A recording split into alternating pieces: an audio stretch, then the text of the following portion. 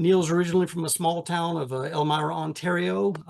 He left to attend the University of Calgary and graduated in 1968 with a BA in psychology, and then headed to Borneo. I've got to admit, Mr. McKee, I'm envious because I think you have a first book cover that any author would kill to have. A guy on a motorcycle riding around a tropical island in the South China Sea with Mount Kinabalu in the background, which the author in fact climbed, the third highest peak there in Southeast Asia. So amazing. After he graduated from Calgary, he went to Borneo for 2 years, and that was the start of 45 years working internationally for the Canadian University Services Overseas, International Developer Research Center in Canada, UNICEF, Johns Hopkins University, the Academy for Educational Development in Washington, D.C., during which he became an expert in communications for social change. Mr. McKee has traveled to over 80 countries, including 18 total years spent living in Malaysia, Bangladesh, Kenya, Uganda, and Russia alone. And it might be taken as a testament to New Mexico that after he retired, after sampling the world's vistas, literally, he chose to make Albuquerque his home back in 2015. And once here, he didn't trade camera for pen, but he shifted the emphasis a little bit.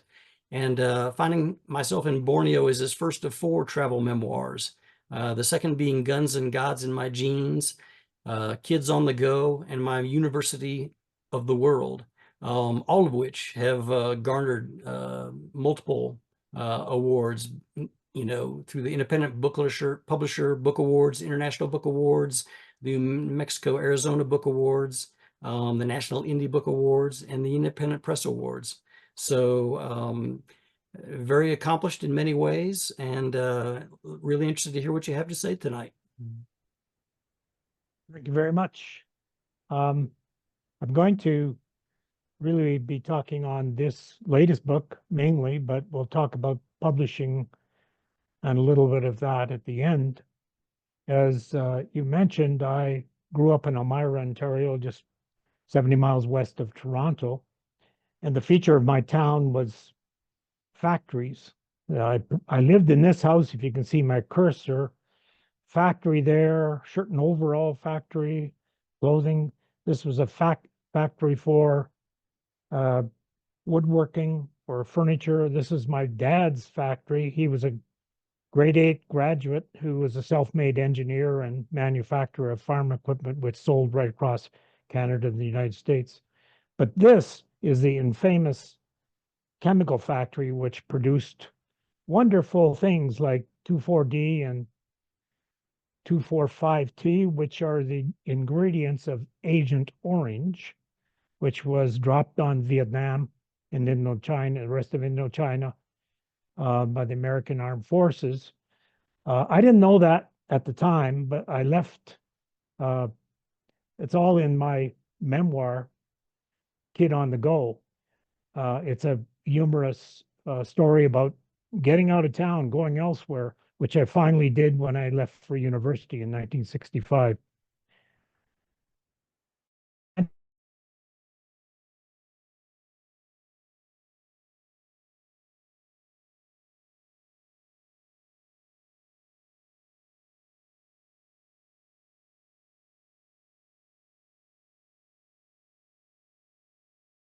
Produced there.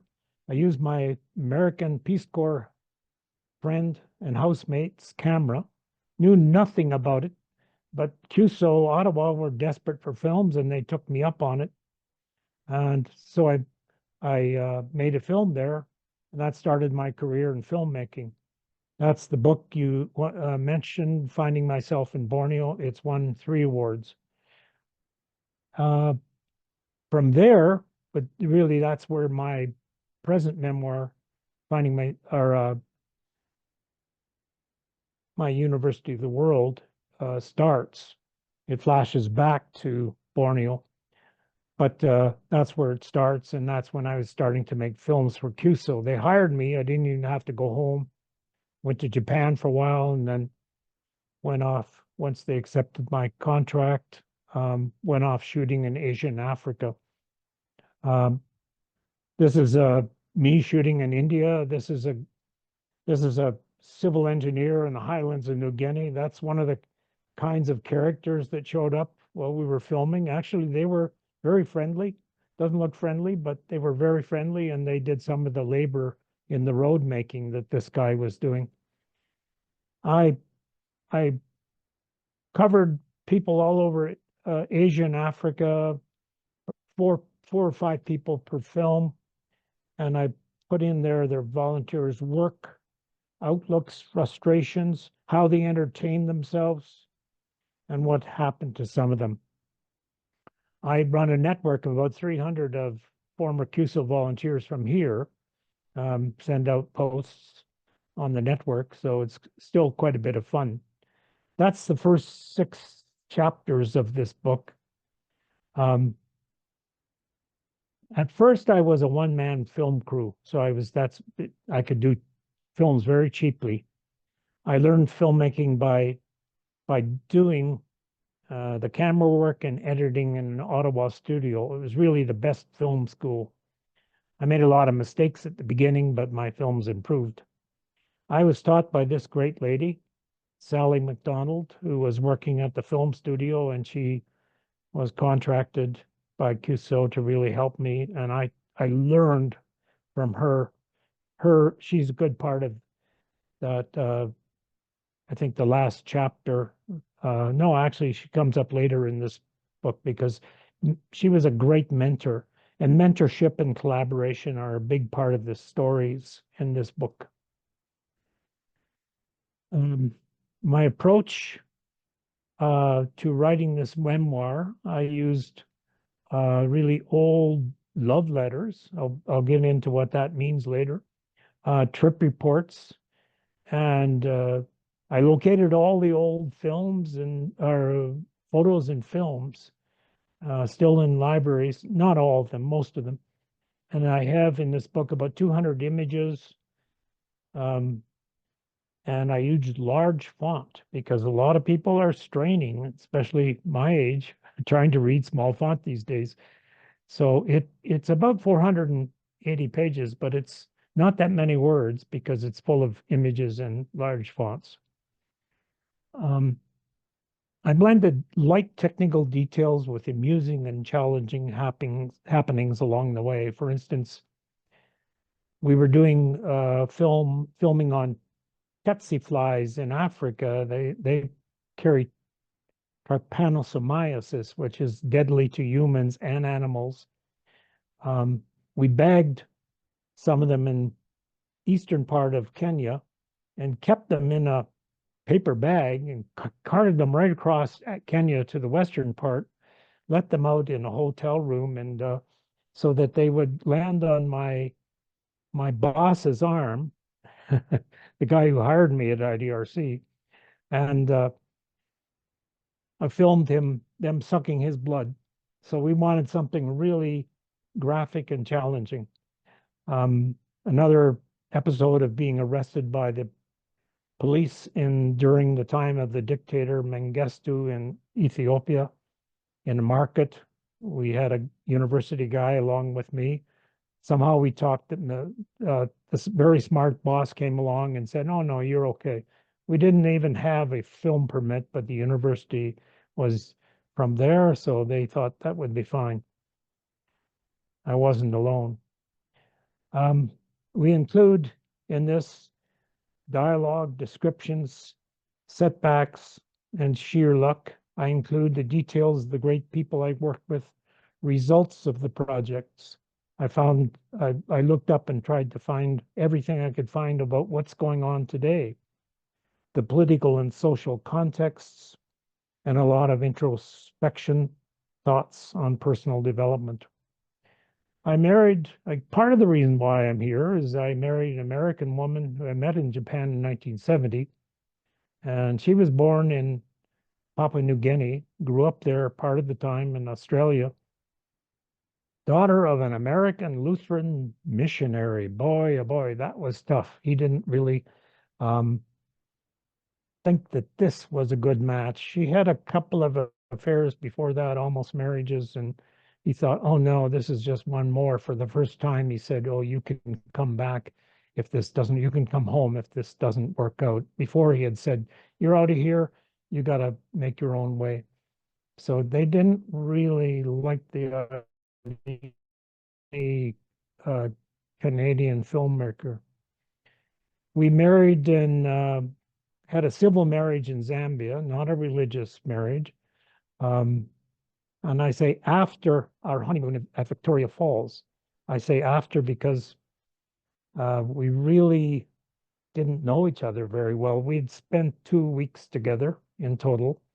But we had written a lot of letters over the 2 years in between meeting her and marrying. Elizabeth's artistic skills, development, and our family life are featured throughout the book, most interwoven in some chapters. In fact, they're the main discussion, main part of some chapters. Even the birth of our son, Derek, and our daughter, Ruth. We settled in a way in Ottawa for 6 months and then headed back to Malaysia as a CUSO field staff. CUSO had had enough of filmmaking. They didn't need any more recruitment films at the time. So I didn't know what I was going to do, looked at different jobs, had to make a living for my family.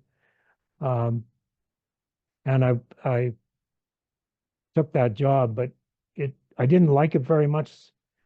After my 2-year contract, I headed back to Canada. I became filmmaker for the International Development Research Center of Canada, based in Ottawa, and there I was from 1975 to 1987. I made over 30 films and took thousands of photos in all areas of IDRC's work. I traveled hundreds of thousands of miles to shoot films in Latin America, the Caribbean, Africa, Asia, and the Middle East. In the first 10 months, I took 4 long trips, surviving 104 takeoffs and landings and car crashes, while Elizabeth stayed home, then pregnant, and then a new mother after that. I got back for our children's births during our son's birth during this period. Most IDRC projects are run by developing country researchers with some guidance and technical input by IDRC Canadian and international staff. And the general overview films I made, what was IDRC all about, and then films on healthcare, primary education, agriculture, post-harvest technology, aquacultures and fisheries, rural development, water and sanitation. My IDRC films won 7 Canadian international in total. I'm going to give examples about 6, I think it is, of the films I made. This one was on the whole concept of barefoot doctors, which the idea came from China after the revolution there, of really sending people with 6 months training to a year's training to do the work where doctors would not go. Still is the case in many parts of the country, or the world. But this concept was taken up in Panama, where the research was done, Thailand, Bangladesh, Venezuela. I had to go up the Orinoco River here by canoe, by a boat, by motorboat, and people were traveling by canoe. And Iran, I went to Iran. This was just a little before the Islamic Revolution. It was a fantastic place at that time. I went to near Shiraz, where I filmed this. Did an interesting project, 2 films on this Project Impact, in the late 70s. It's really about delivering primary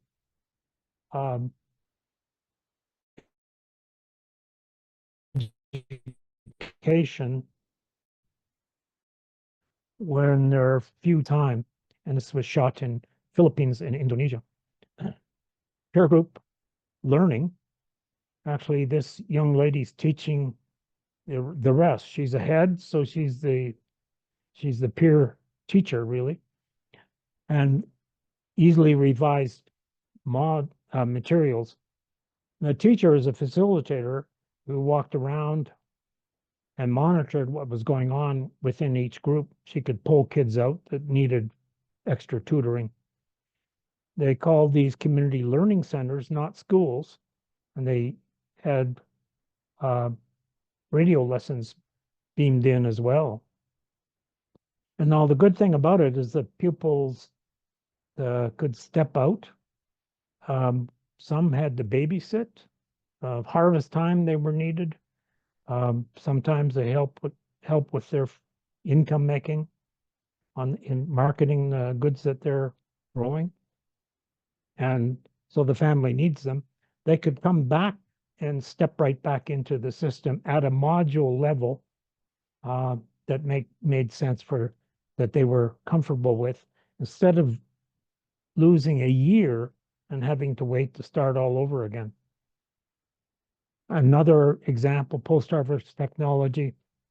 At the time in the 70s and 80s, 50% of your harvest, small farmers, their harvest was lost because of poor drying, storage, insect damage.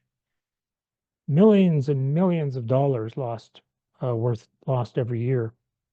Sorghum and millet in Africa require hours and labor to dehull and mill by hand. Women have to do the work. They do a lot of singing while they're doing it, beating away.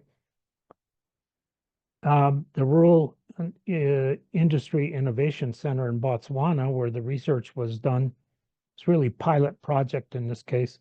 They designed a grain dehuller for community mills, and it decreased the use of imported maize or cornmeal and reduced women's labor so they could do other things for earning household income or rearing their children. Over 100 were in use by 1998, I found. And actually, sorghum was almost dying out, but it's now the main grain eaten in that country, Botswana in southern Africa. There's a RIC even provided appropriate technology for bringing people to the mill. As you can see, this is a good use of an old Toyota truck. Mysterious milkfish, aquaculture research in the Philippines for a protein deficient country in the 80s. Pond culture of milkfish is 800 years old in that country.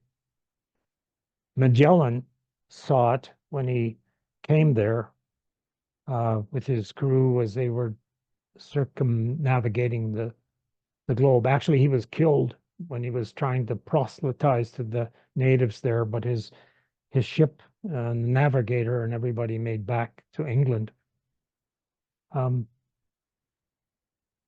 Chanos is the scientific name of the milkfish. The research was on that because they're mysterious, because it's really unknown what their life cycle was. The very large adults return every 7 years, and only after 7 years when they're grown up full size, and they spawn. Now people capture their fry, which is laid along the coast they scoop up big nets, and that fry doesn't make it. Only about 30% of them survive getting to the ponds and actually growing up to be milkfish. CFDEC, the organization where the research was done, used artificial insemination and then capturing and fostering hatcheries in onshore tanks. And that increased fry production right throughout the Philippines and really increased the production of milkfish. Another example I did 2 films on forestry, rapid deforestation by the cutting of firewood in the Sahel in the 1970s and 1980s, and research on multi-purpose nitrogen-fixing trees in agroforestry, using, for example, the acacia tree, which is from Africa. Community woodlots in Niger in West Africa. There was nothing going on except this research, and it spread until I read articles recently about 5 million hectares were reclaimed. So it was a regreening of Africa, example of really using research that could be disseminated widely. And then in Central America, these nitrogen fixing trees like Leucaena, it's a tree for fencing and fodder. So here you see growing fence posts that sprout leaves, which can be fed to animals. And if you want this, if this grows up into a whole tree, you just cut off a branch and you stick it in the ground and it regenerates. And it fixates nitrogen in itself from the air into the soil. So this is some hope for climate change in this world. It's really being adapted by an international organization which is doing this around the world now. Handle on Health is another example. Old pump designs that we see on old farms, the rusty cast iron ones don't work in developing countries because they are broken. They break down easily when 200 or 300 people a day are using the pumps in villages. And so University of Waterloo made the first PVC pump. And then we had these organizations in Philippines, Thailand, Ethiopia, Malaysia to replicate that and test them, field test them. And this really took off. PVC or plastic materials are used now around the world in for water delivery in developing countries.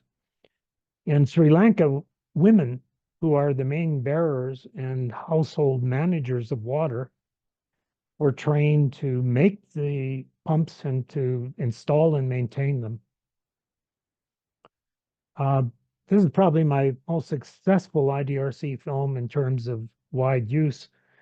The 1980s was the UN International Decade of Drinking Water and Sanitation. I did a health education film on the theory of disease using live action reinforced by animation. And it's simple animation. Basically, this stood up for pathogens or disease or, polluted water. People didn't understand that. Once they saw that, even illiterate people could understand, oh, we're not going to drink that. See the white substance, it's all moving and flashing. So I really got into using animation for health education. And that decade, the 1980s, brought clean water to 1.2 billion people and sanitation to 770 million people. A lot of people don't know this kind of success that is in international development. I just found a lot of actually positive results.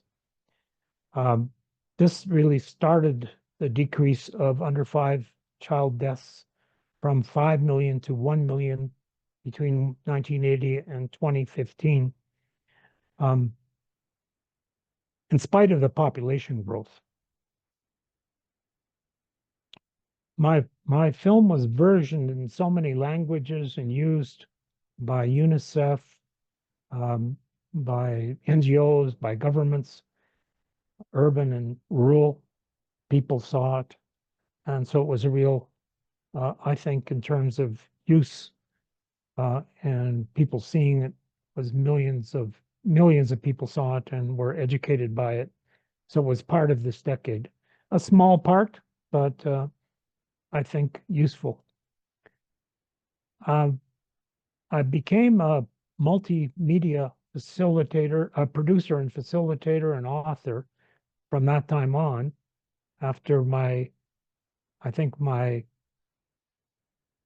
12th or 13th year at IDRC, they gave me a sabbatical of sorts to Florida State University, and I moved my whole family there, 87, 88, 11 months, where I did an MS in communication. I had to do 9 semester courses, write a thesis, and teach a course in filmmaking, and defend my thesis before I left.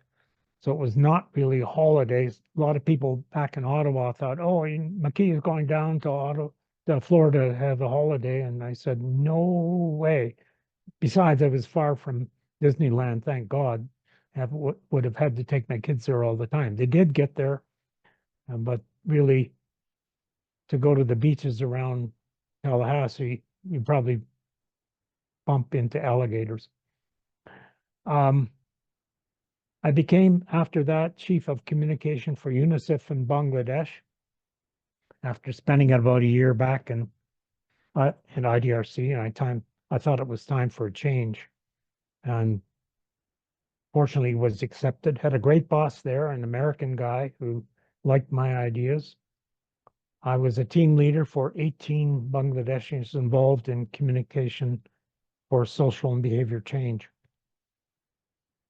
And I wrote my first book there. I used my thesis from Florida State and the examples of use of communication for social change in Bangladesh and elsewhere. I found social marketing not effective. I'm not going to go into that. That's maybe too technical. Our 4 years in Bangladesh were a great family experience. I promised Beth, we'd have a house to our own and that there would be house staff, Mitro, our cook, and Shantu, our gardener, and his wife, and little Poppy was born there. Her name is Lily, the mother. And our 2 kids really grew up there in a sense, Derek and Ruth. Derek was kind of goofing off in high school. He's a very brilliant student, but he was peer pressure in Canada in high school, grade 9, was just doing him in. He got there, and a Sri Lankan kid said on his first report card, said, my God, you've got a B+. You should only have A's. And that was the peer pressure the international students gave him in Bangladesh. My daughter didn't like it so much in Bangladesh. When we moved, which I'll talk about, to Kenya, she loved it, and she became a playwright and a creative writer. Beth could continue to do our artistic things and learn Bangla better than I did because I had to work in English. My most successful communication project or initiative was launched in 1992. It was on girls' and children's rights to education, health, nutrition, protection from abuse. It became 1990s was the decade of the girl child in South Asia. That means in India, Pakistan, Bangladesh, Nepal, Sri Lanka. I got the idea in Prague, Czechoslovakia, to do a animated film on this girl who's about 7 or 8 years old, and she's kind of the positive life skills story and change maker in all the stories. And I use stories, basically, not messages.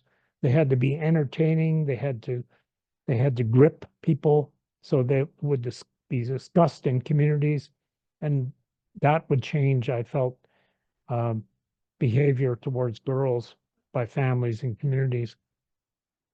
I brought on board a great team of researchers doing qualitative research and implementers and artists from right across the region using qualitative research methods and participatory methods. It was really a multi-partner initiative which ran for 25 years. As part of the culture now, there's even a Meena Day in Bangladesh on September 24th every year. And I get messages almost every day from people watching my Meena films on YouTube. They thank me, they tell me how these films changed them and educated them as kids. These are young adults now. Some of them are parents showing it to their kids. We moved from there to Kenya and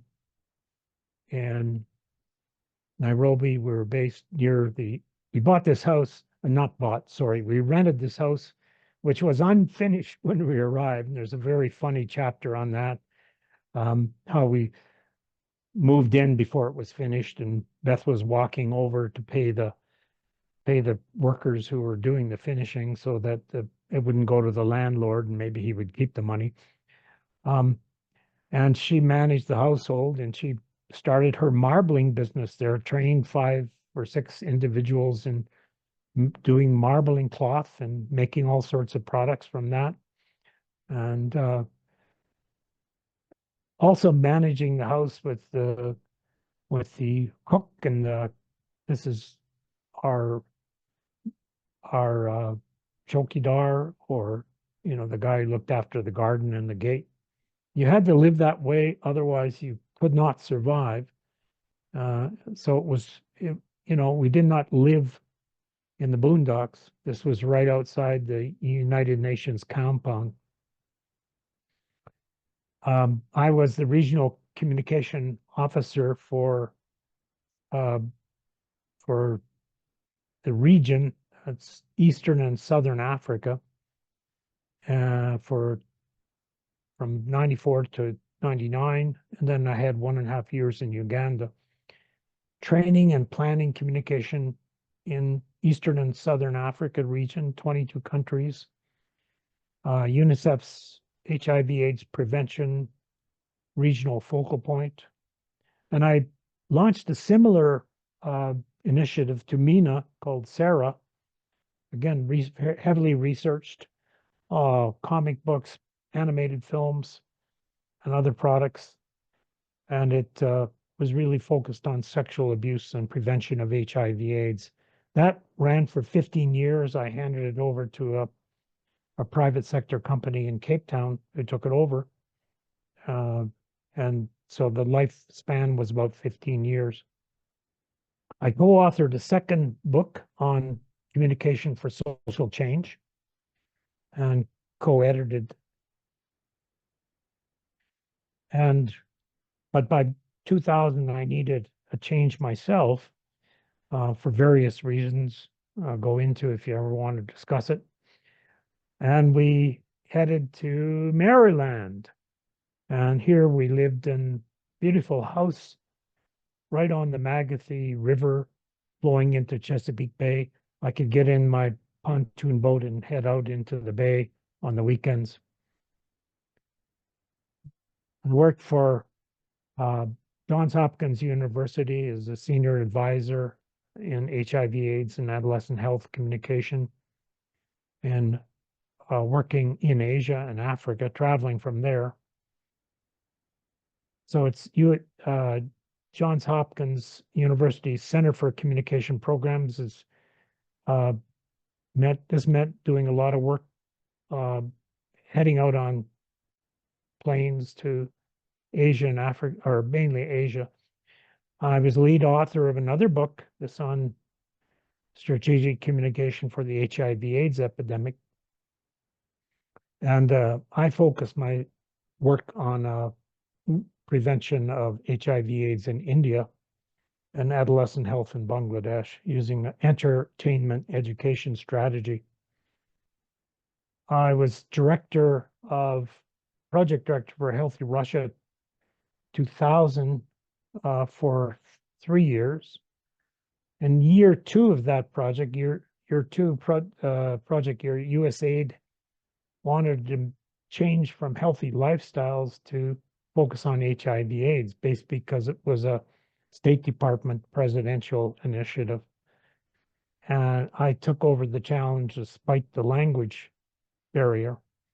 I led a team of 17 Russians, 50% of them bilingual, in Moscow, and set up an organization that would carry on its work.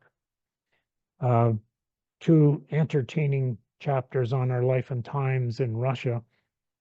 I reflect on what these people have gone through now in the book with regard to the Putin's strengthening of his will on really destroying democracy completely and Ukraine. Some of the people that I work with had were really of Ukrainian ancestry. I have a couple more slides, a few more. My last job after Russia, I went back to Johns Hopkins for about a year. And then I was offered this job in Washington, D.C., director of a very large communication project. I had a total of 140 staff in Washington and in 20 developing countries. I had a budget ceiling to spend in very short time, 3.5 years. Basically because they didn't want the director who was there, and I was asked to take over it. I used all my learning and leadership skills. That's a model that I developed of what you need to include in strategies and interventions for social change. It was a very tough job satisfying our donor. I do a lot of reflection and description in this book about, am I really doing the right thing? My own opinion is U.S. aid contracts were always too short. It took at least a decade to make a difference. And I think that was the case. Most of my films and media initiatives that I produced through the years are on this website, Neill McKee videos.com. You can play the animated films, take a look if you want. But after 45 years in international development, I retired at the end of 2012. I had lived overseas for 18 years in 5 countries and traveled to about 80 countries on assignments. And we wanted some place that was warmer and sunnier than living in Maryland. And guess what we chose? So the story ends in Albuquerque in 2015. We live in Nob Hill. It's a great community. When I moved there, we had 5 Peace Corps, former Peace Corps people on our block. It was quite amazing. Still a couple of them there. I published this memoir in August 23. It won gold medal for autobiography. I did not submit it in memoir because if you write a memoir, if you got some other category like autobiography, travel, memoir is overloaded. Everybody's writing memoirs these days. It's just completely overloaded. I also won this distinguished second place award, and get it out of the way, Independent Press Award. And then this one, that was for travel, and this was for autobiography. That's a second place as well, Book Excellence Awards. So a little bit about publishing. When I got here, I started studying. I had already taken one course in Maryland, but I started studying creative writing at UNM. I just lucked out and got into 2 graduate seminar courses with a great teacher, Diane Thiel, and great author too, and poet. And I lucked out there. That really got me going with finding myself in Borneo and the other books, the other memoirs. 4 memoirs published since I moved here, as mentioned before. I hired literary editors, proofreaders, and pre-pub reviewers from SouthWest writer contacts and elsewhere. I hired excellent book designers. I went to a place in California finally called The Book Designers. They're expensive, but they just are so businesslike and do so well in deliveries. I found them fantastic. And I published on Ingram Smart. I published all 4 books on Ingram Spark. Contact is here if you want to talk to me about any aspect of this presentation. And we can have discussions on the stories. Just showing on Ingram Spark, this should come up. There's my website. Go to University of the World. And if you see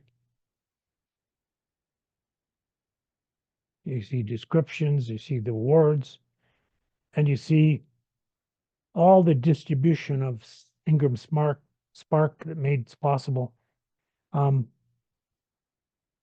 Amazon, of course, around the world, but also Barnes and Noble, Rakuten